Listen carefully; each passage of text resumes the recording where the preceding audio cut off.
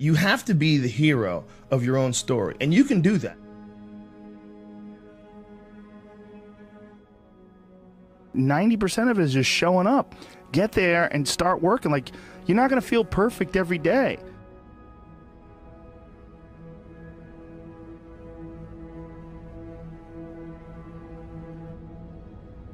There's got to be those days you push through, and they're probably going to be more numerous than the days you don't. And so the benefit of discipline in my eyes has always been that through discipline, I get things done. Write down everything you want to do. This is what I want you to do. Write down what you would like to fix about your life. And then just, if you're 30 pounds overweight, you want to lose 30 pounds, do it the right way. Go start eating vegetables, monitor your calories, write down what you eat, exercise every day, force yourself to do it. The brain is the general, the troops are the body, and you get up and you do it, and then you get to write it down. Our bodies, for whatever reason, most people, their associations are to avoid anything that's uncomfortable.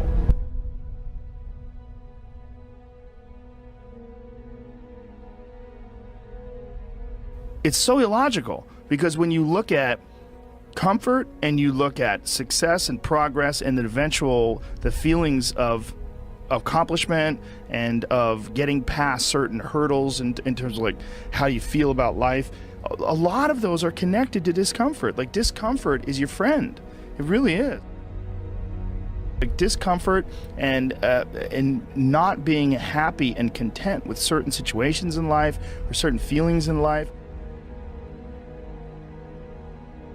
One of the big problems is sitting down and doing the work.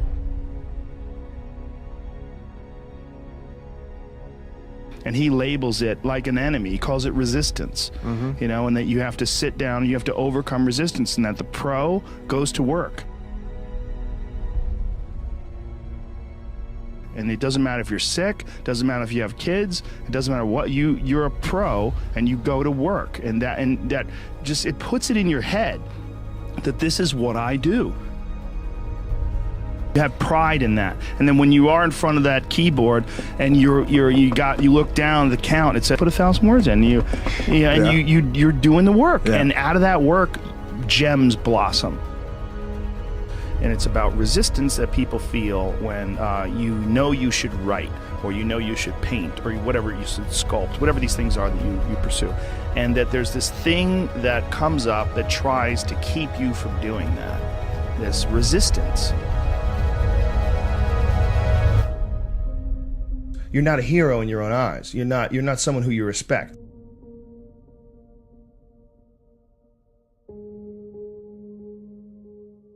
You know, you're doing what you got to do to get by, but ultimately you're not respecting yourself. And I think we all have a certain amount of appreciation and respect for hero figures. You know, like, we all look at like the guy who never lies and always does the right thing and fucking helps everybody out, and that's the John Wayne character. You know, that's the ultimate hero. And he's like, this is a battle that you will fight for the rest of your life. But the key is to fight it, not to give in. Don't give in to that resistance, just to fight that resistance. And in doing so, every day you do so, you have won the battle for that day. And you will continue to fight that battle.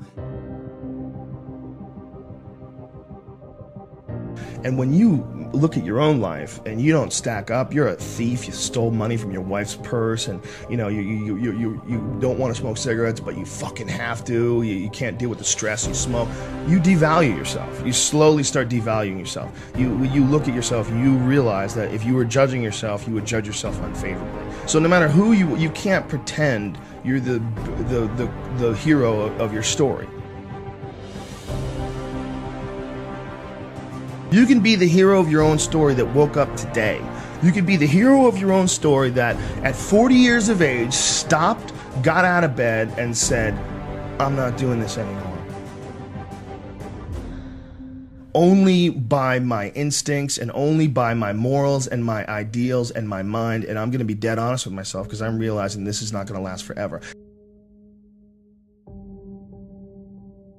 And I'm going to get myself in shape, and I'm going to eat healthy. And I'm going to do this because this is me now.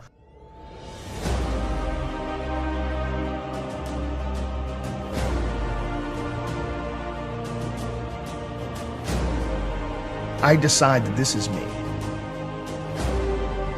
And people have to realize that you are not your past.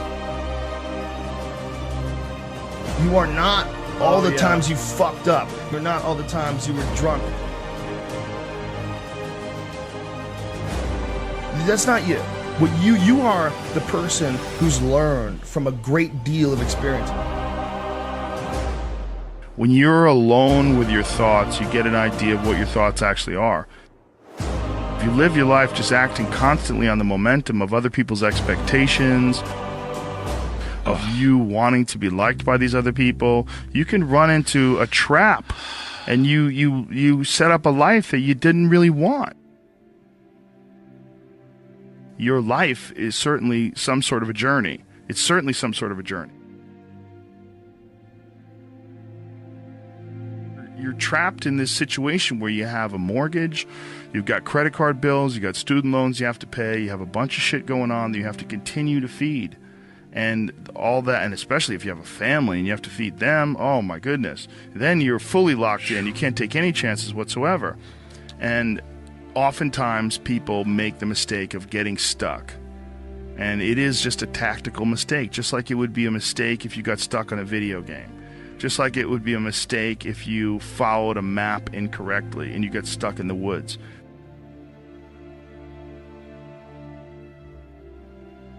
Your life is certainly some sort of a journey. It's certainly some sort of a journey. And we have to all be aware that when we're making journeys, we're not going to always make the right steps. And sometimes you have to back up and try again. And if you're in a position where you can't back up and try again, you've trapped yourself.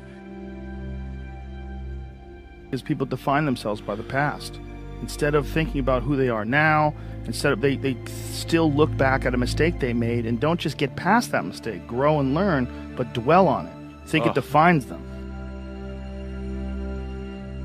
I mean, there's definitely pitfalls in life. You're going to run into them. We all are. No, you can learn and grow if you survive. Somewhere along the line, they didn't face enough of the adversity to realize that there's sometimes you just got to get up and get shit done.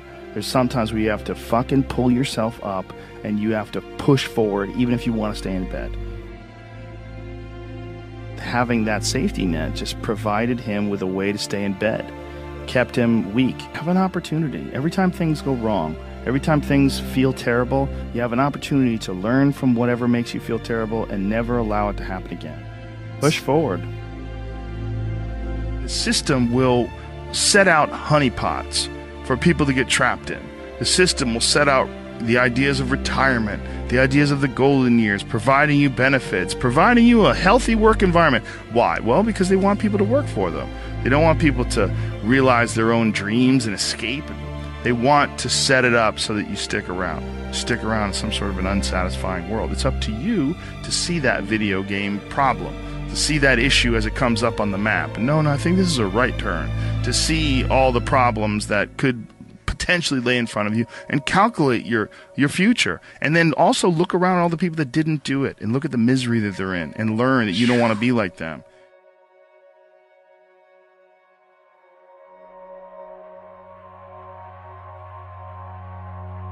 And most people get stuck in these patterns, or they define themselves as a person who doesn't follow through on their ideas, or a person who doesn't pursue their real interests and loves.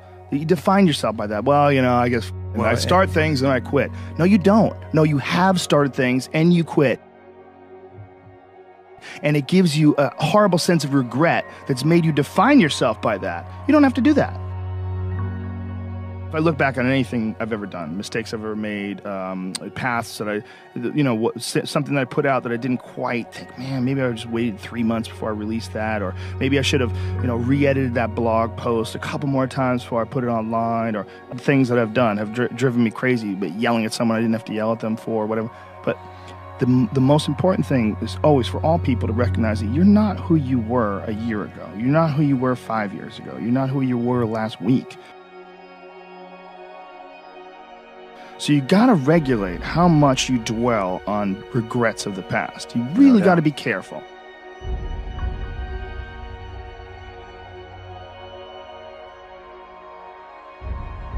it's also directly proportionate to the amount of hardships that people face in life, their ability to face hardships. You know, and there's a lot of folks that live life on a cushy cloud of marshmallows and bullshit, and then one day something goes wrong. And then look at the people that have kind of taken chances and navigated their way. What did they do differently than you?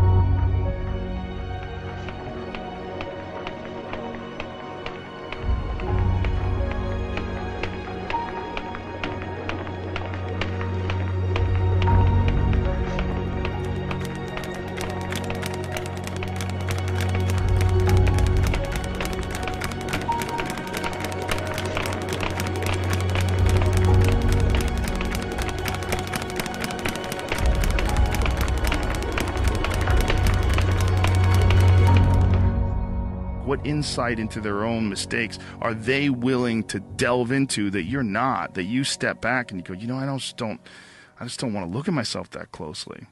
But the person who's able to look at themselves the closest is going to get the more rational results. They cut me 2 times across my right rib. They cut me 2 times across my right pec.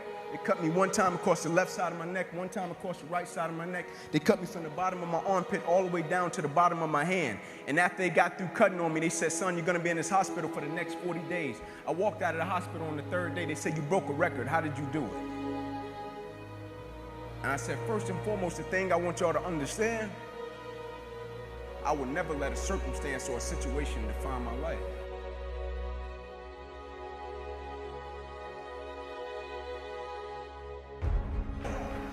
My mother got pregnant with me at 15 years old. I grew up on the east side of Atlanta, about 5 minutes away from where the Atlanta Braves play, in a neighborhood by the name of Kirkwood. Drugs, gangs, violence, you name it. And I came up in a 2-bedroom home, 14 people. And I used to sleep on the floor. My grandmother, Miss Daisy Johnson, she used to come to us and she would say, one night out of the week, you all get the opportunity to sleep in the bed.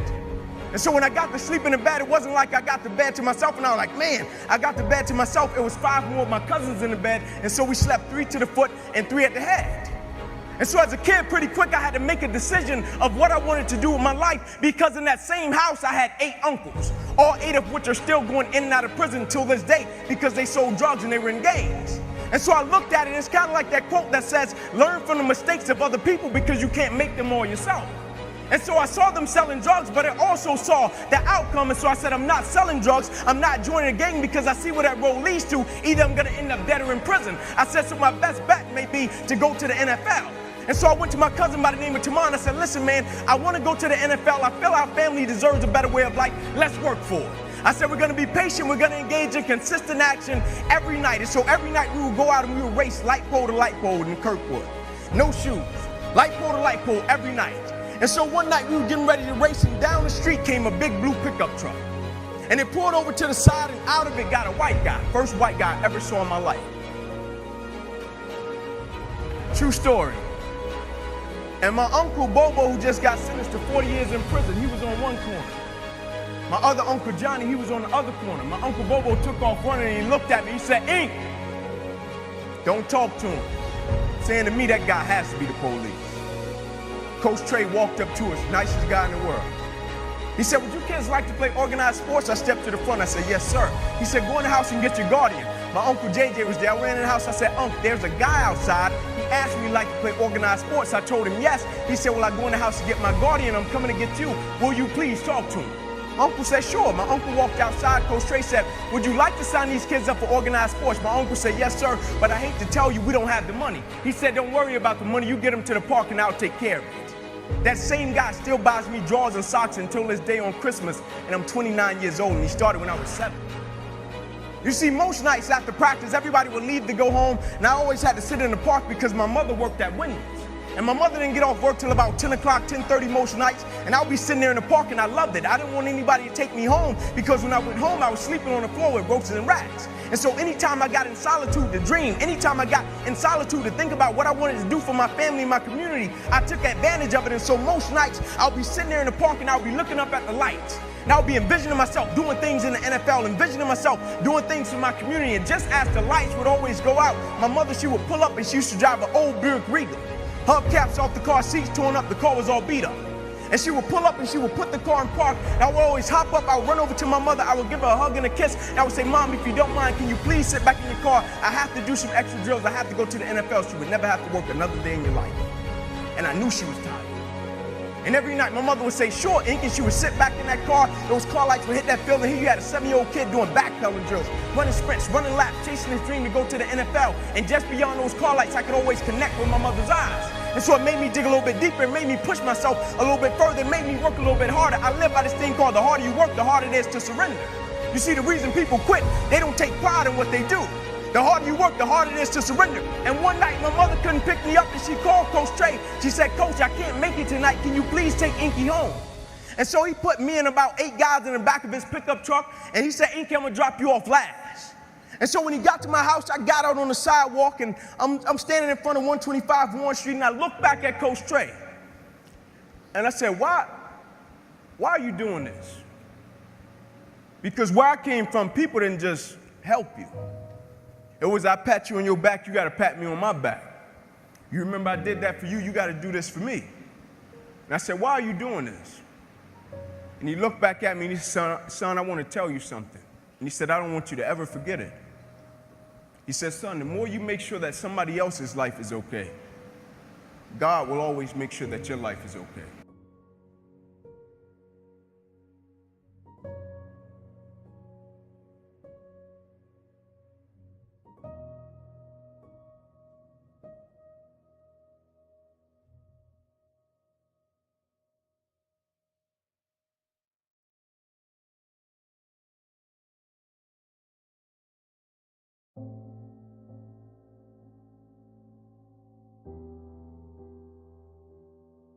And I will never forget, I got to high school. And nobody in my family had ever been to college. They all dropped out, ended up in prison. My high school, the name of it was Crim High School in Atlanta. They used to call it Crime High. They used to shoot teachers. And my first day, I walked through the metal detector. And a cop was standing on the other end of the metal detector. And he said, what is your plan, little man? I said, my plan is to go to Division I. He said, no, you'll probably go to cell block D1. I said, no, you got the wrong guy. He said, I heard that before. Your uncles came through and said the same thing. I said, no, I'm telling you, you got the wrong guy. You know the first person I went to see when I got my scholarship papers? But you know the most amazing thing happened? It wasn't that I went to college. I had 3 little cousins sleeping on that same floor that went to college. I saw friends in my community come off the corner from selling drugs and go to college. I saw friends in my community come out of gangs and go to college. All because I shifted my mindset and it wasn't about me. I broke generational curses in my community because it wasn't just about me. I didn't care so much about me going to college. I wanted the ones coming behind me to get it.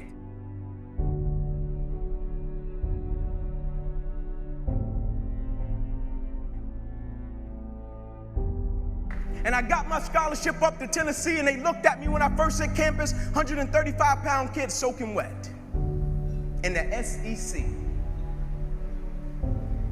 And the first reporter, he asked me, he said, Inky Johnson, do you even think you're going to play at the University of Tennessee? He said, you're 135 pounds.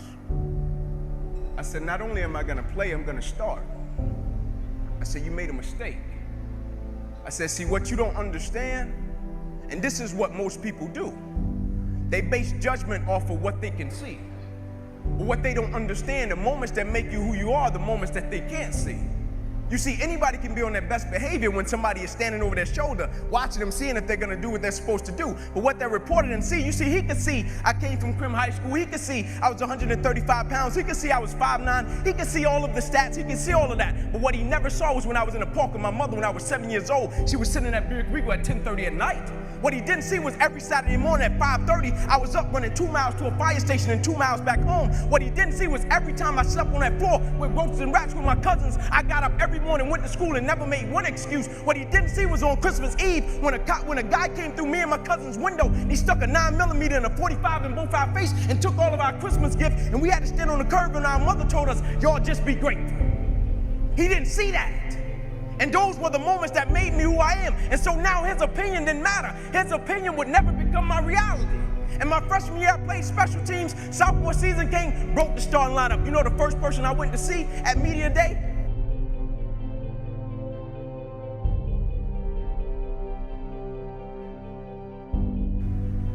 And I'll never forget my sophomore season. I finally made it to the point in my life where I felt as if everything in my life was lining up.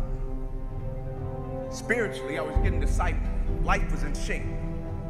On track to graduate in 3 years. Life was in shape. Education. I still remember the day I was in the film room watching film, and I was watching the California Bears, and my defensive backs coach, Larry Slade, came in the room. He said, "Inky Johnson, I got some good news for you." And I dropped the clicker, and I said, "Coach, what is it?"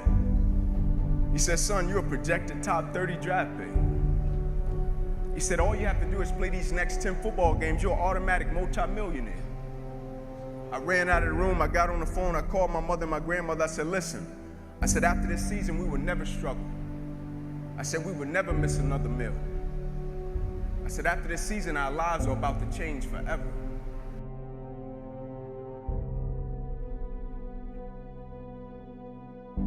And little did I know our lives were really about to change.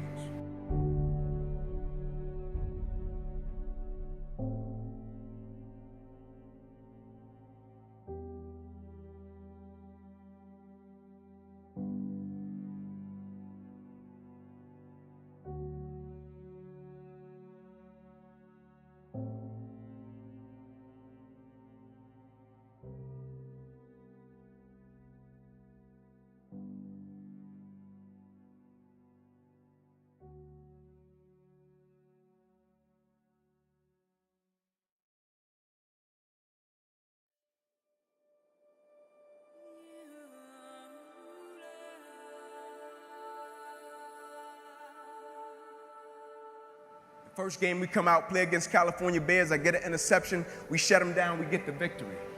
Second game, we're playing against Air Force. It gets late in the game. Found ourselves in a dogfight. Quarterback dropped back. He released the ball to the running back coming down my sideline. Now I approach the tackle like I approach any other tackle. And the way I'm approaching it, either I'm going to knock you out or you're going to knock me out. I'm 165 pounds. I can't play with anybody.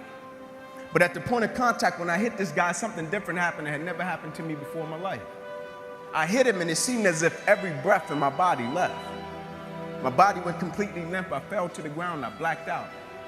I'll never forget when my eyes opened, my teammates ran over to me. My first guy that was over was Gerard Mayo, the middle linebacker for the Patriots, one of my best friends. And he said, "Ink, get up, let's go." I said, "I can't." He said, "What do you mean you can't? You're out lockdown corner. We need you. Let's go." I said, "I can't move." I said, "There's a shock going through my whole body. I can't feel anything, man." One of the scariest moments of my life, and the shock eventually left, and it stayed in my right arm and hand. And I remember as I was lying there, I flipped my head to the left, and I could see the doctors and the trainers running onto the field, and I flipped my head up to the sky, and I said, "God," I said, "surely nothing has happened in this moment that can alter my life."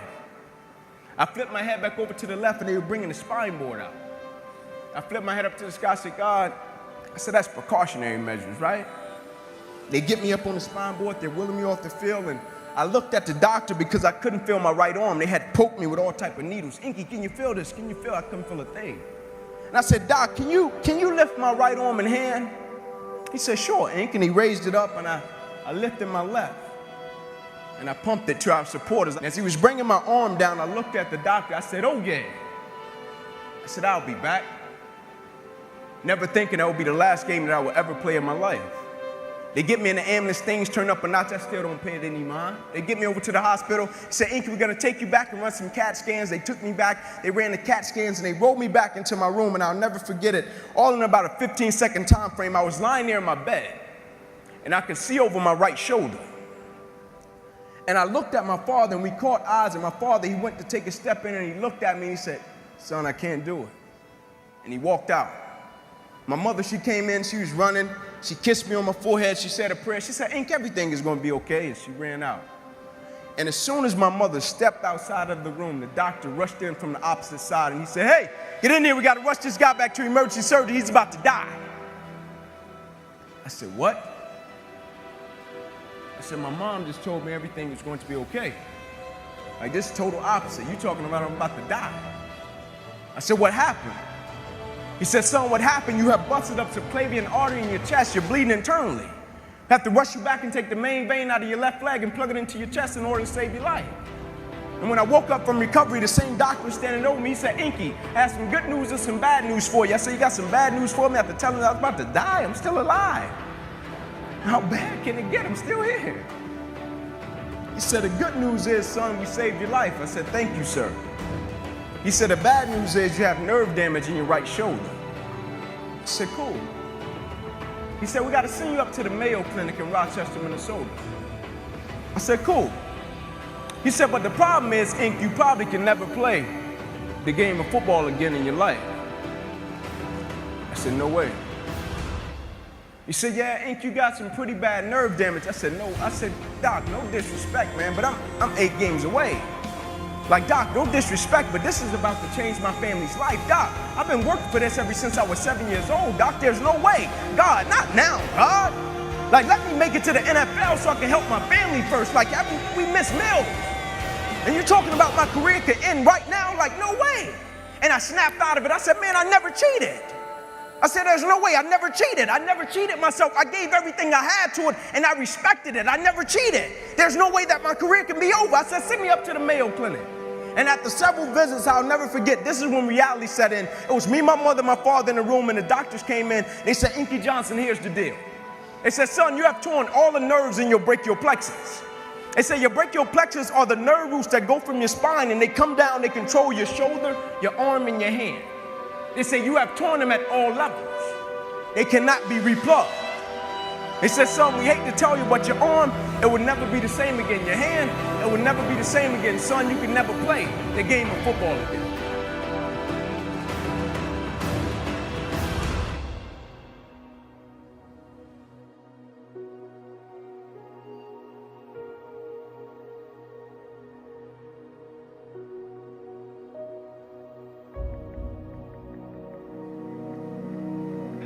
And the next morning I walked into the doctor's office. They said, son, what option did you choose? I said, no disrespect to you, doc. I'm not choosing an option. My situation is out of your hands. They said, cut with the cute talk. I said, no disrespect to you, doc. Cut me where you got to cut me. My situation is out of your hands. I'm not choosing an option. I said, I know I will come out of this situation okay. And so I went back to school the next week after they had just saved my life. I was back in class. I had to learn how to write all over again. I had to learn how to walk all over again. I had to learn how to tie my shoe all over again. I had to learn how to bathe all over again. I had to learn how to live life all over again. Never one time did I say, let me go home. I need a break. Never one time did I go into the training room and said, I need some time off. Can you all just give me a little leave time? I need to go back home. I need some time off. My life just changed last week. And they came to me and they said, Inky, go home. We know how much the game of football meant to you. I said, yeah, you know how much the game of football meant to me, but you don't know how much life means to me. You see, the thing we have to understand about everything that we're a part of, first and foremost, it's a blessing by God. And when it's a blessing, you can't help but to give everything you got to it. My life got saved. I got spared my life. Almost died. The doctor came to me on the field. He was on one knee and he grabbed my wrist and he said, son, you don't have a pulse. I don't even know how you're still living. And my last doctor visit, they came to me and they said, sorry, Inky Johnson, you will never be able to use this arm or hand again in your life. I said, no disrespect to you, doc, but I will use this arm and this hand every day for the rest of my life by the way that I live my life. Every day I'm going to impact someone's life. Every day I'm going to empower someone. Every day I'm going to inspire someone. Every day I'm going to encourage someone.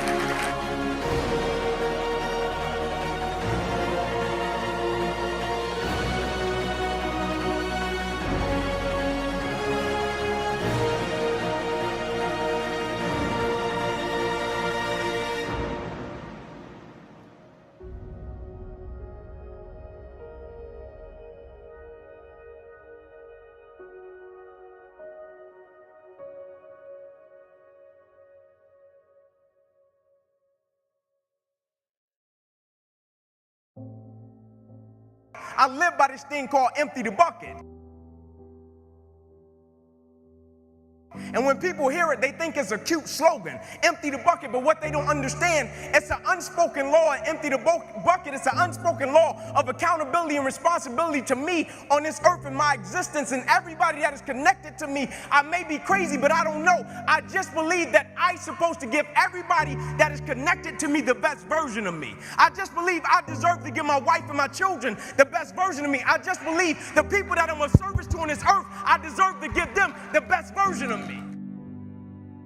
Everybody wants the prize, but nobody loves the process. Everybody wants to be a champion, but nobody's willing to put in the work that it takes to be a champion. Everybody wants to hold up the trophy and say, man, I did it, but nobody's willing to put in the work that it takes to do it. I love the process. I love the thought of working for what I want.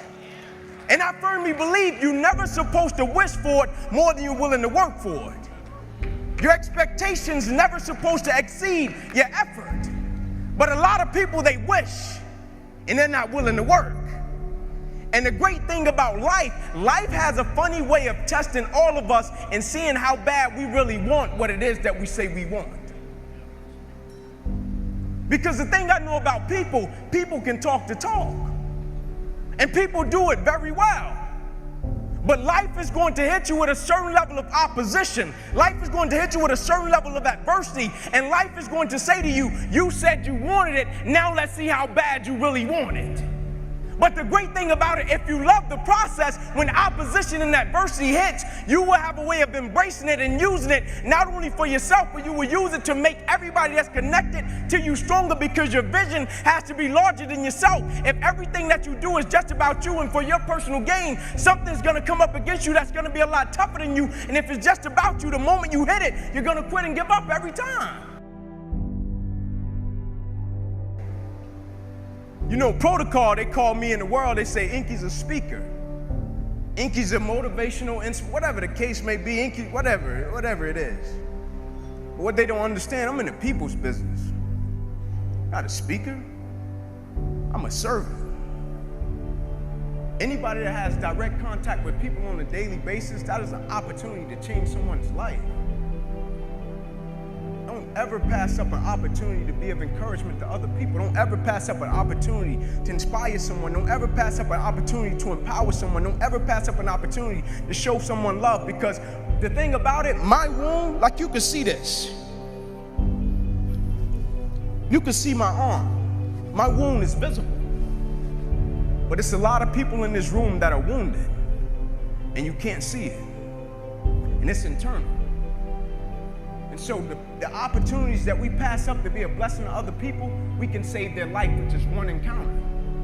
When we talk about me to we, when we talk about process over product, when we talk about sweat equity, when we talk about better together, do we really understand what that means? Because sometimes the thing about life always comes along when we make up our mind to try to distract us. But truth be told, we all know that we're stronger together.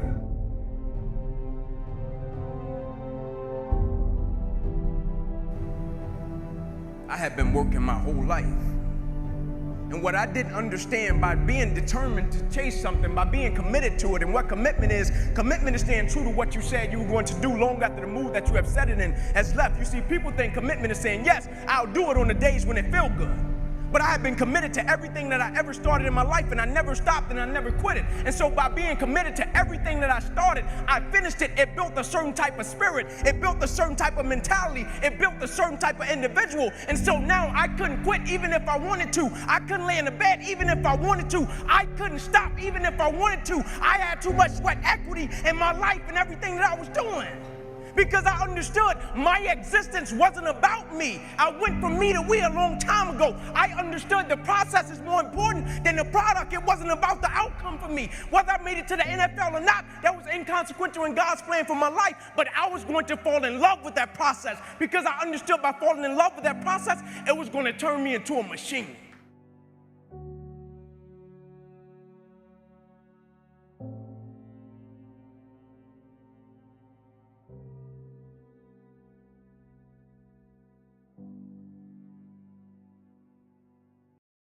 There was suffering, and I was weighing like 297 pounds, and I had to make a change in my life.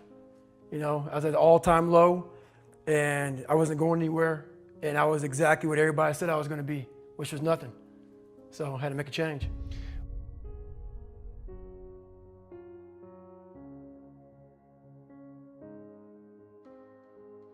Pure scared kid.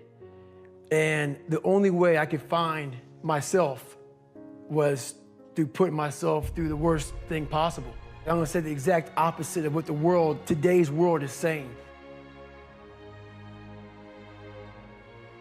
In the end, like, what would your advice be to that 16-year-old kid who's staring in the mirror, does not like what he sees, but is still running from adversity? Well, my biggest advice to him is that, first of all, he won't like what I say to him. Because I'm gonna say the exact opposite of what today's world is saying. So we read a bunch of books nowadays. As humans, we wanna find out how to be someone else.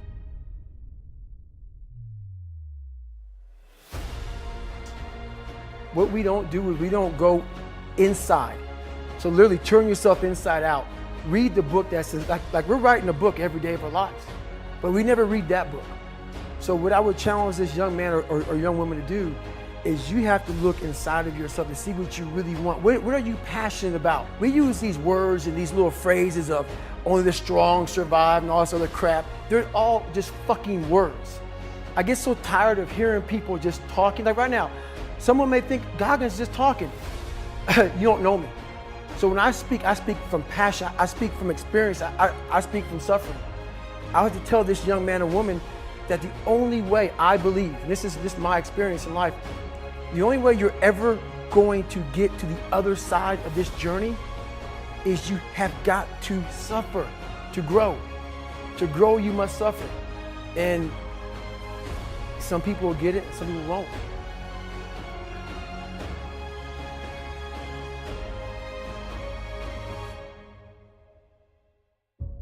So long story short, what I realized was no one was here to help me. And the feeling I had every morning, I started shaving my head when I was 16 years old. And the feeling I had every morning when I looked in the mirror was horrible. And I didn't want to feel like that anymore. And how I felt was a kid going nowhere, a kid that was scared. And most kids will accept that and look for help. But the best thing that happened to me, no one helped me. No one felt sorry for me. No one looked at me and said, like this day and age, they'll take you in and they'll tell everybody, stop picking on this person. Back then, they didn't care. We are all great. No matter if you think you're dumb, no matter if you think you're fat, no matter if you are fat, no matter if you've been bullied, or no matter if you just got back from Iraq or Afghanistan and you have no legs or your arms or whatever, man, we all have greatness. You gotta find the courage. You gotta find the courage to put your Bose headphones on and silence the noise out of this world and to find it. And to find it because it's out there, but it's gonna take hard work, courage, self-discipline. It's gonna take all the non-cognitive skills. All the non-cognitive skills to be great. You know, smart is good, all this stuff is good, that's all cognitive. It's the non-cognitive skills that set you apart from everybody else. And that's what it's all about. I lied for people to accept me because I didn't accept myself. So I would make up stories so that you would accept me into your world. Everything I did was for someone else to like me. It wasn't until I started reading my own book about how pathetic I was as a human being. I could blame my dad, I could blame kids at school, I could blame having health issues, ADD, my mom not being around. Great mom, but she was doing her thing. I could blame a lot of people. And that's the book I was reading. And I put it off on everybody else. It wasn't until I said, you know what, for me to fix this, I gotta read what the fuck is wrong with David Goggins? I wasn't gonna be a punk kid all my life. So the only way I could turn it around was to suffer. I had to build calluses in my brain the same way I built calluses on my hands. So I broke the Guinness Book of World Records for pull-ups a long time ago, but I failed at it twice. And I did 67,000 pull-ups in trying to break this record. So to do 4,030 pull-ups, I had to do 67,000 for training for that. Wow. And so what I realized is for me to become the man I wanted to become, I saw myself as the weakest person God ever created. But I never blamed God for anything he did to me. So I wanted to change that to be the hardest man ever created. Am I that? I don't know, but you had to have a goal. And my goal when I was sitting there, not going to school, being bullied, having no self-esteem, my goal was the only person that's gonna turn this person around is me. The only way I can turn around is put myself through the worst things possible a human being can ever endure. And that'd be the only way that I can build this brain to handle anything that comes in front of it, callousing my mind through pain and suffering.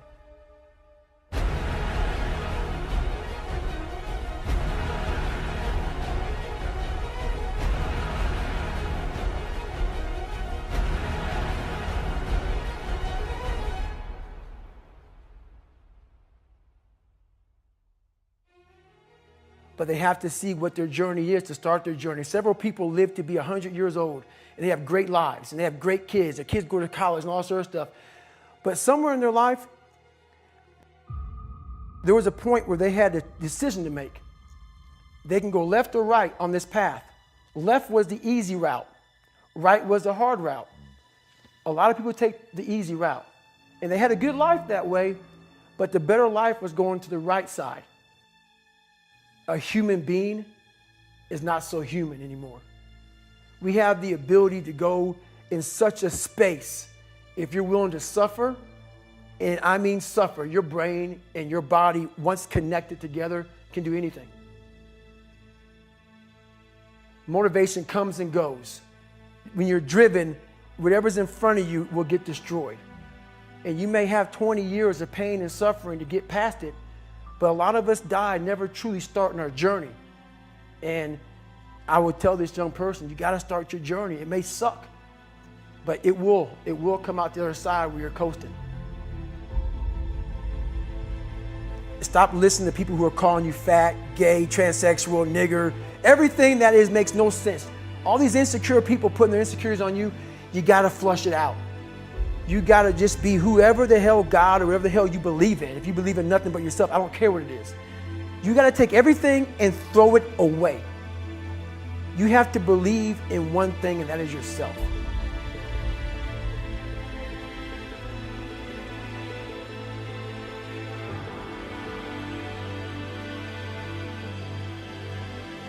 My biggest advice to give everybody in the world is, like I say, we live in an external world. Everything is you got to see it, touch it. It's external. If you can, for the rest of your life, live inside of yourself.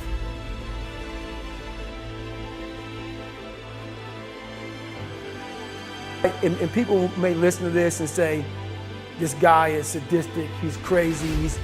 No, if you know how I came up, you realize I was just a scared kid that found drive and passion to be something much better than what he thought it was. That's all it is. Even the hardest men, in times of suffering, what we do is we forget how hard we really are. Because that's what suffering is. Suffering is a test. That's all it is. Suffering is the true test of life.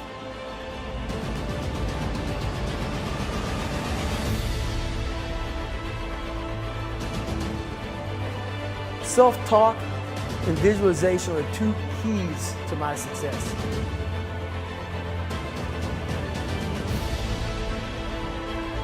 The very best is that I leave everything inside of me out there. So attacking is not like, oh, I want to win this or win that or be the best. The best is I'm running against myself in everything I do, and that's what I attack. I attack myself. I'm always questioning myself.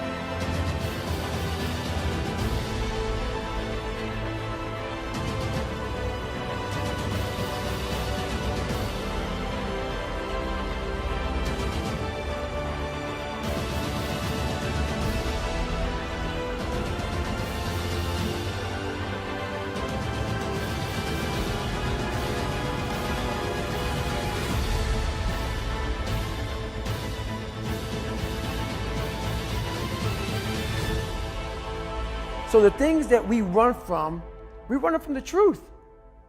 We're running from the truth, man. So the only way I became successful was going towards the truth. As painful and as brutal as it is, it changed me. it allowed me to become, in my own right, who I am today.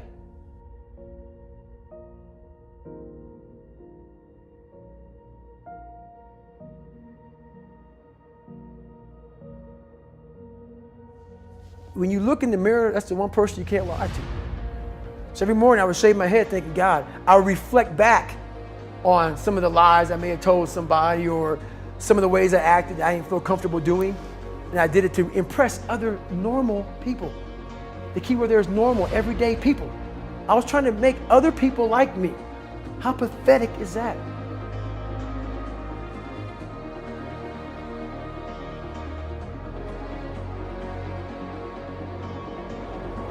Your skin, become more of a human being.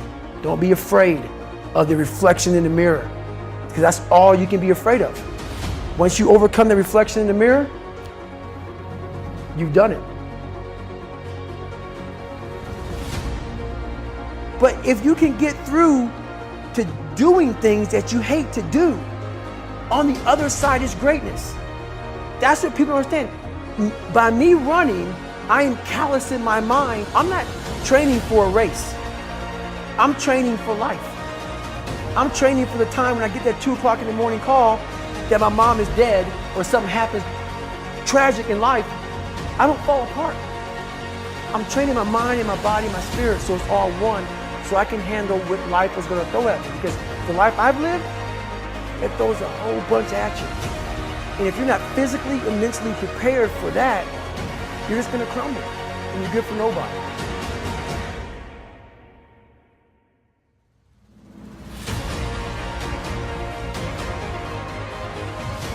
But the mentality of a warrior is very different than the normal mentality. You must be that person on that door, get ready to open it, thinking to yourself, if I die, so be it. The only way you can go in that door is knowing there's a great chance you're gonna die. Open the motherfucking go in hard. Because they're gonna remember you by slowly opening it and peeking in.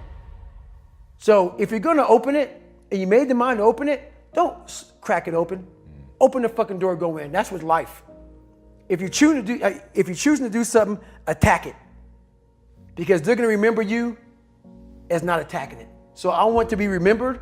You can hate me, but there's one thing you can't say about me. I didn't attack it. So that's the mentality to have. If you're gonna do something, you might as well attack it. Hopefully, I can help people that believe that they're much less than what they truly are. Help them find greatness in themselves. And greatness isn't running 200 miles at a time or doing 4,000 pull-ups or being a SEAL. Greatness is whatever the hell you dreamed of in your own mind. You gotta first see it. You gotta first create this vision in your mind. And then that's when I come into play. Once you create this vision in your mind, it's how am I gonna get there now? And that's when I come into play. But first you gotta create your own vision. And it's not external.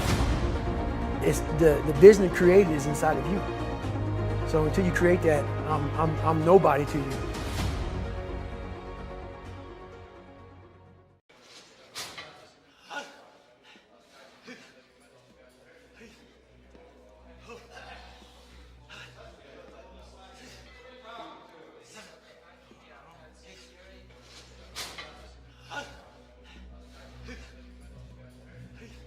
Never ever think small. If you're going to accomplish anything, you have to think big. You have to go and shoot for the stars. The biggest challenge most people have is because they think small. And the reason why people think small and why they choose small little goals is because they're afraid to fail. They know that if you shoot for a big goal, then the chances of failing are very high. And they're afraid of failing. It's one of the most common things why people are frozen and why they can't make a move in life, because they're scared of failing. I say to myself, hey, I'm not worried about failing because that's part of life. You're not gonna go and win everything. And how far can you fall? Look at this is the ground. That's as far as I can fall. And you know something? That the only time you really consider the failure is if you fall and you don't get up. But if you get up, you never consider the failure. So I never considered myself a failure. I always considered myself a winner, even though I fell every so often. But I always got up and I always moved forward. This is the important thing. I never had any patience, of course, for thinking small. If you do something, then go all out and do it well. And this was not just the case in bodybuilding. I didn't just want to be a bodybuilding champion. I wanted to be the greatest bodybuilder of all times. I wanted to have the most muscle, the most muscle of all times, the most definition. I wanted to win the most trophies, the most world championship titles. I just wanted to be the best. And the same is also in movies. I didn't just think about being in movies. No, I wanted to be a movie star. I wanted to have above the title billing. I wanted to become the highest paid entertainer. I basically wanted to be another John Wayne. What's wrong with that?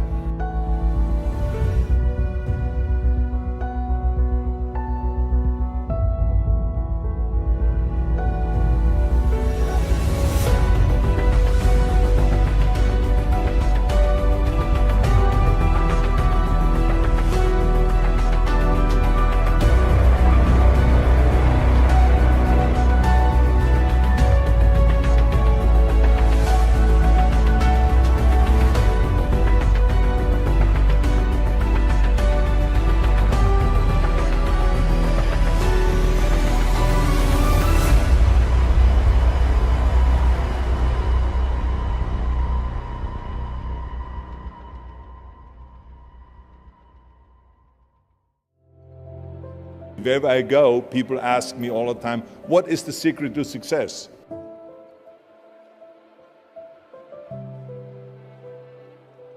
I think I can give you the long version here. And the long version is that I actually always had 5 rules. And everything that I did, I always used those 5 rules, and those 5 rules helped me to become successful in various different areas. And I believe that those rules can be applied to almost anyone and everyone. You don't need to be a bodybuilding champion, you don't need to want to be a governor of California or to be an action hero or anything like that. If you want to excel in whatever you do, those rules are for you. It's that simple.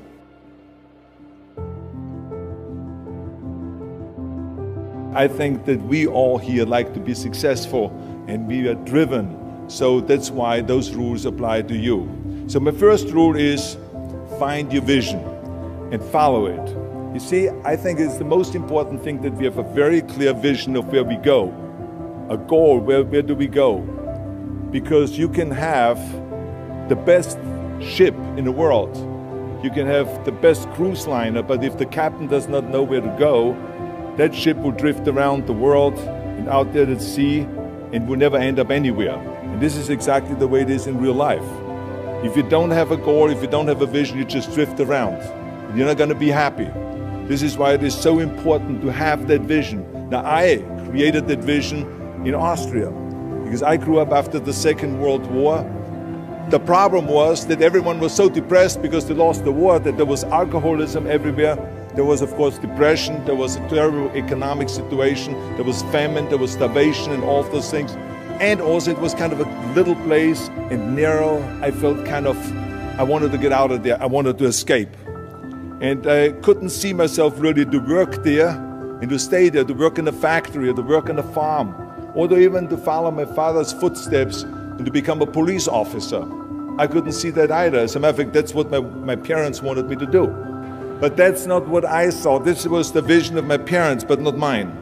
And luckily, one day in school, I watched a documentary about America. And I found myself, I knew exactly that is where I wanted to end up. I wanted to be in America.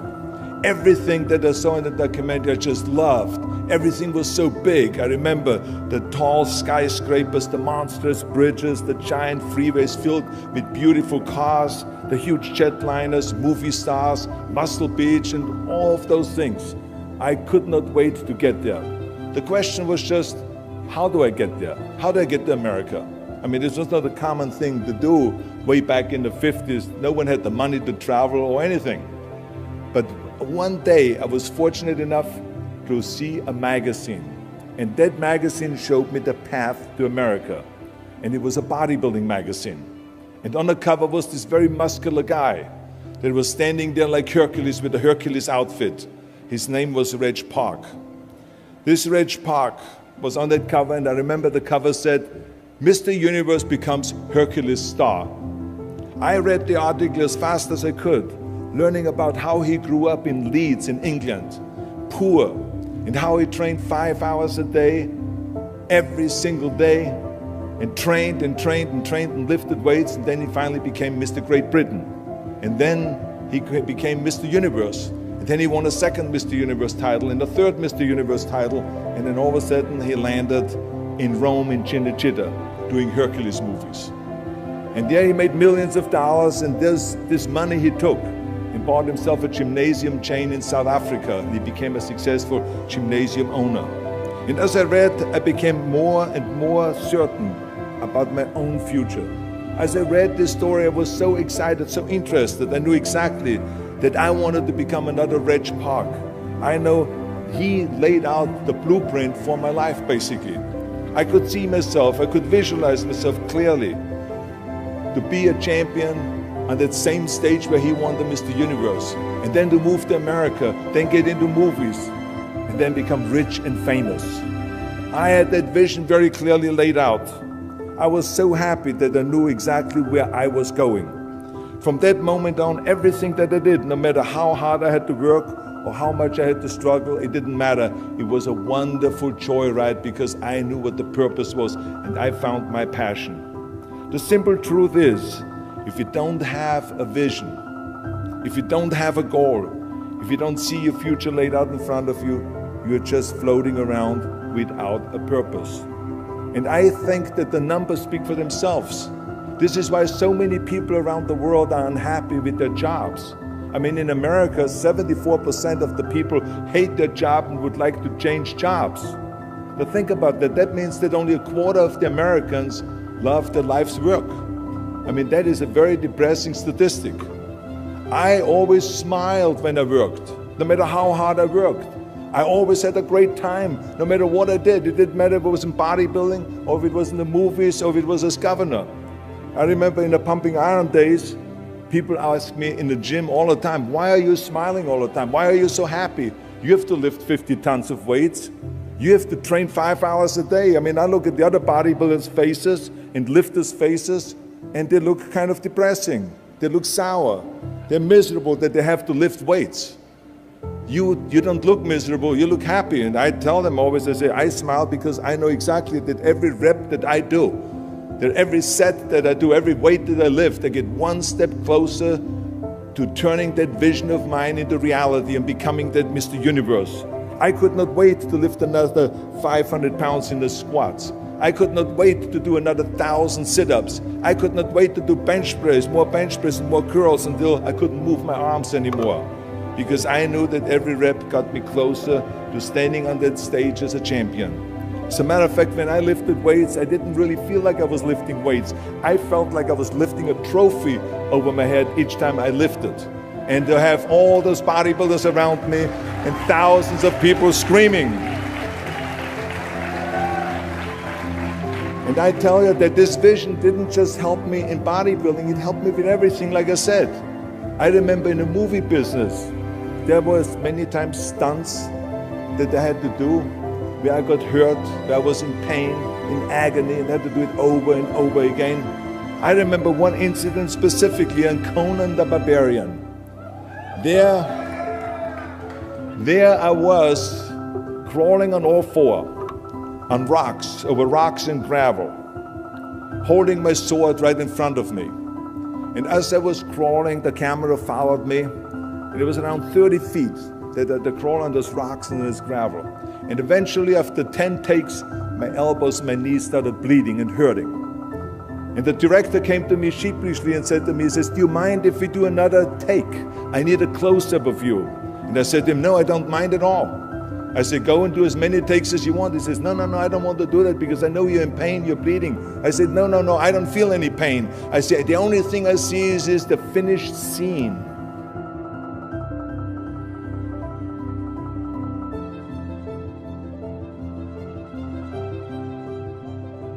This is why I did not feel that pain. I did not care if I was bleeding on my knees because I know that pain is temporary but the film is permanent.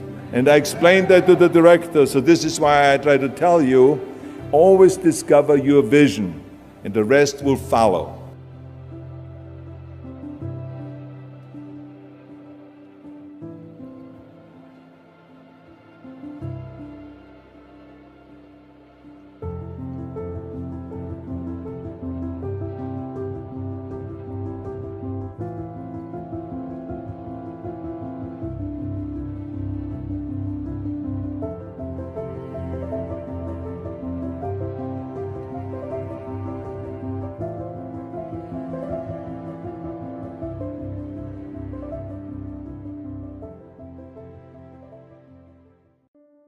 I think so many people are keyboard activists, right? Everybody's good at sending a tweet about how the world should be and nobody's doing anything about it. And that is just very much human nature.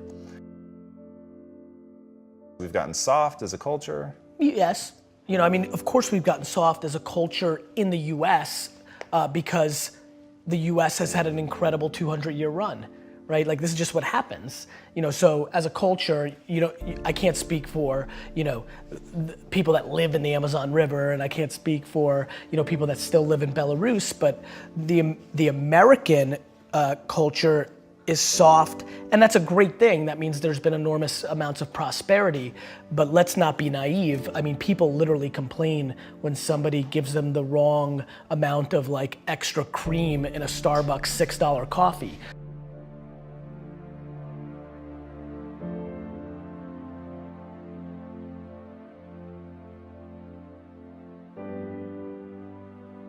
My lack of interest in complaining is so high, and when I watch what people complain about, it breaks my heart because they completely lack perspective.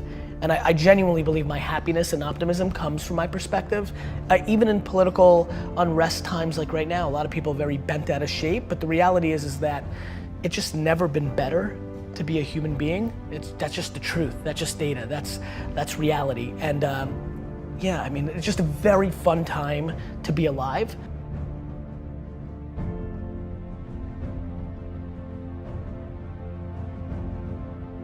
And I think the way people look at the world right now, because it's such an incredible time, is actually the quickest tell to who they are.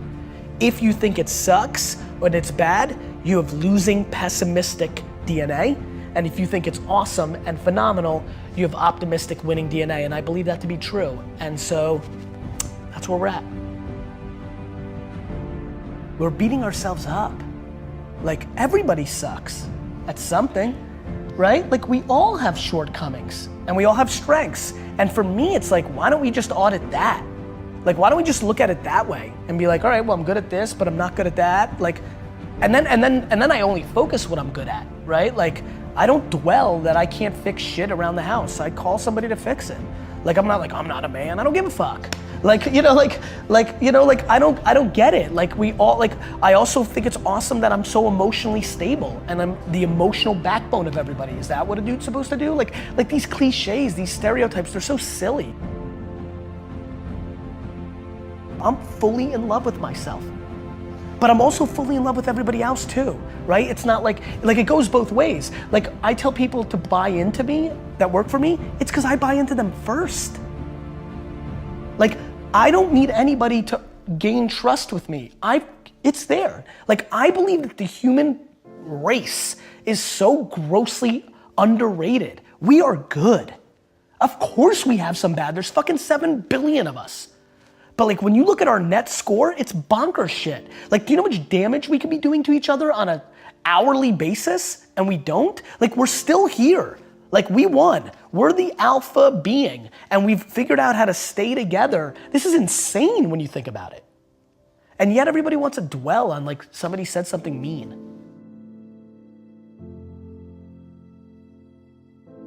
If you want to be an anomaly, you have to act like one. Like, people want all these special things to happen, but then they're acting like everybody else.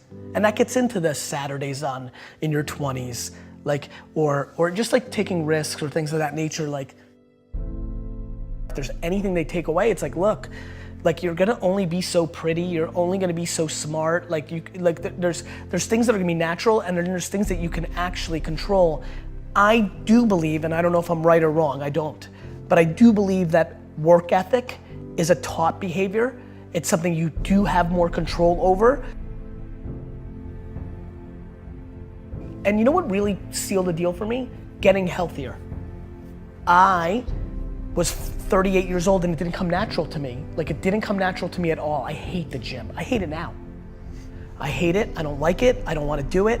But I knew it was important. And somewhere around midway through being 38 years old, I got serious, I figured out my system, I made the financial commitment, and I've won, right? And I'll never lose again because the system was I needed to be accountable to another human being. So it was about Mike and now Jordan and whoever else is my trainer. I'm doing it almost weirdly more to not let them down. I feel like there's a shift that can make people work harder. The big one that I push is you're gonna die. Like if you're to me, life is broken down into complaining and not. So if you're not complaining, well then I have no advice for you. I'm pumped. Like, you did it. Like I have friends who make $42,000 a year, work 9 to 4, kind of, with an hour and a half lunch and 45 minutes of YouTube and 10 minutes of bullshitting and an hour of complete wasted time in a meeting. So they're kind of working like 6, hours a week, right? But they're pumped. And they text me, these are high school friends, and they'll text me like how happy they are to be the coach of their kids' baseball team. And that's amazing. Like that seems very obvious to me. That's right. You know what's super weird? I'm actually weirdly envious. It sounds cool, like in theory, right? Grass is always greener, right? Like far less pressure, like all that time with my kids, oof, that would be cool. Like there's just like all these things that I can justify. So to me, but I have friends who have $100 million in the bank because of Facebook's IPO, who complain, who are still hungry, who want to do even more, who will complain to me because they know I work a lot about no work-life balance and they don't get to spend enough time with their family. And I'm like, you have $100 million. Like, you could stay home. Like, you're in control. Like, don't complain about it. You've made that choice. Don't bullshit me. Like, you want to spend more time with your family? Spend more time with your family. I'm trying to be very careful about what I'm saying versus what I'm doing, because that's how you get exposed. And I don't mean like people calling you out and being like, you suck. I mean to yourself. I don't want to be exposed by myself. It's looking yourself in the mirror and saying like, am I doing this right? So to me, there's so many people that are talking shit about how big of an entrepreneur they're gonna be and how much they're gonna achieve, and they don't work on weekends. I worked every Saturday of my 20s. And I talk to 20-year-old entrepreneurs every single day. Lately, I've been saying to them, this Saturday, you're gonna have more time off than I've had in my entire 20s on a Saturday. So before you tell me how you're gonna be bigger than me, start thinking about what you're actually doing.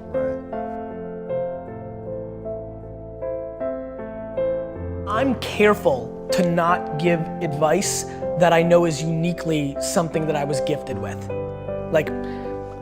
How do I tell you that, oh, here's how it actually works, and it almost started happening, it didn't happen. I actually get goosebumps, real heavy goosebumps when I hear something that I know feels right. What's the advice there? Hey, Johnny, start getting goosebumps. There's certain things that I can't talk about because I know they're not practical. They're intuitive to me.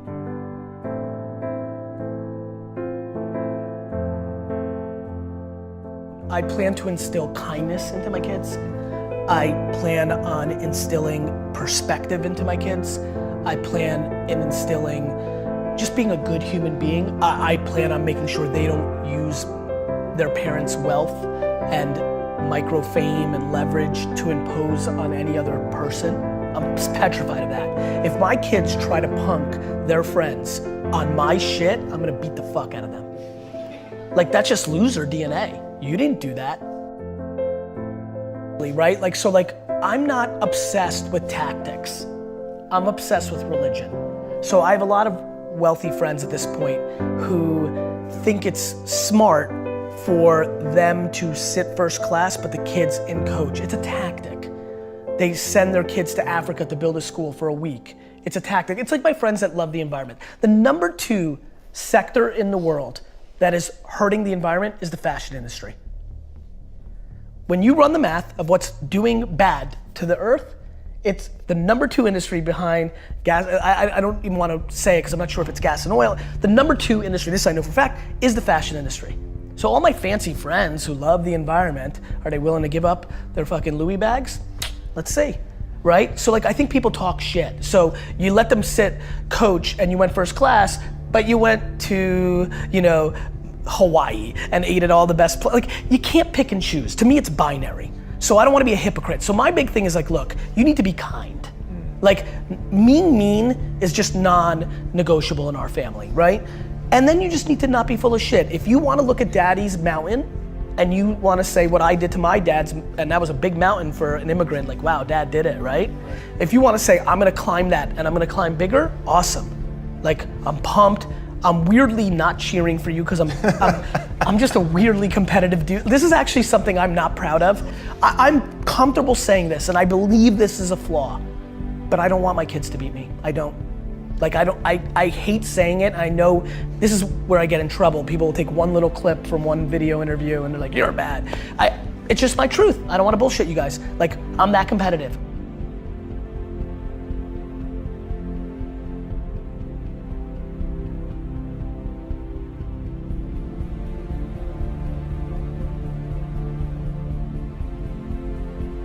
I just want them to be all in on them, right? Like I don't need them to be an entrepreneur. I don't need them to make me proud. They don't need to go to Harvard. They don't need to do shit. They need to be themselves, all in, and they need to be kind, and I'm good.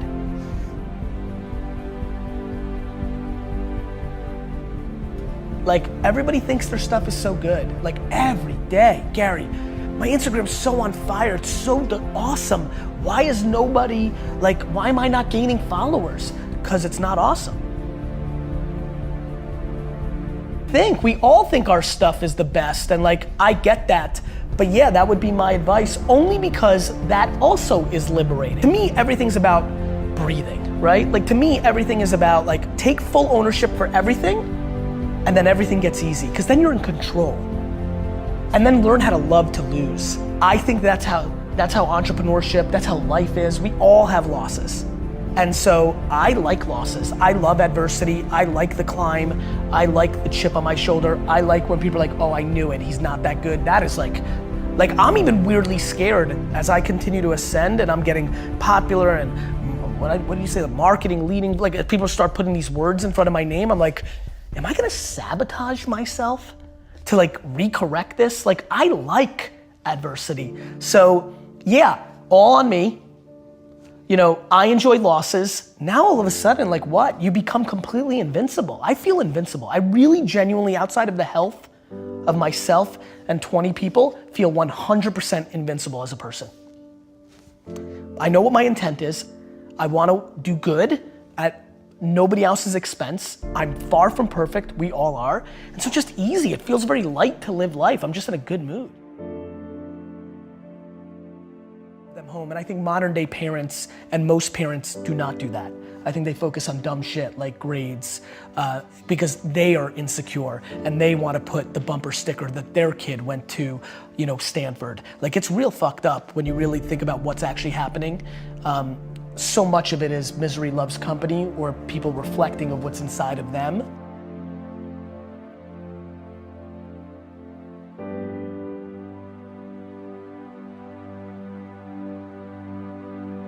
Is the impact that you want to have on the world?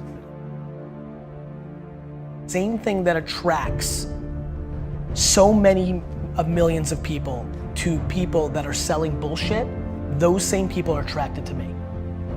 And what I want to do is suffocate out all those other people and become the alpha of that entire world of people that are hoping and are desperate to look at me. And what I want to do is inspire 2 14-year-old girls in Kansas City right now to build $1 billion company on having a bunch of employees hugging each other in the halls.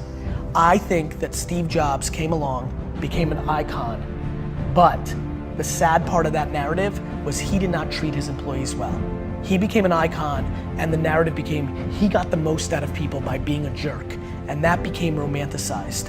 And a lot of people in Silicon Valley today run companies where they're mean because they think that's the right thing to do because they put Steve Jobs on a pedestal. I want my pedestal moment. I want to become that big. And what I want to come from that is that kids that aren't even born today think that they can build a $5 billion company and be a great guy or great gal. I want to build the biggest building in town ever by just building the biggest building in town, while I think most people try to tear down everybody else's building. So I think positivity and good is practical advice to building an empire, and I want to be the poster child of the person that built the biggest, baddest empire and did it by being a good dude along the way. And not everybody's gonna be happy about everything I did, but if it's 97% of people talking good behind your back, that's a real legacy. And I wanna do it in a pop culture way. I'm gonna do it anyway. People have done that before. Just so you know, there's plenty of people. Warren Buffett's a really good dude. Like, there's plenty of people that have done that. There's a difference. I wanna do it and I wanna be a rock star, right? Like, and that's where you influence people. Like, you know, like I wanna do it, but I also wanna be the most popular. And so then that person's like, oh, I wanna be him, so I guess I'll be nice. Like, I wanna literally take people who have DNA that's kind of nice and make them more nice because they think that's how I became big. So I basically wanna trick the business world into becoming kinder.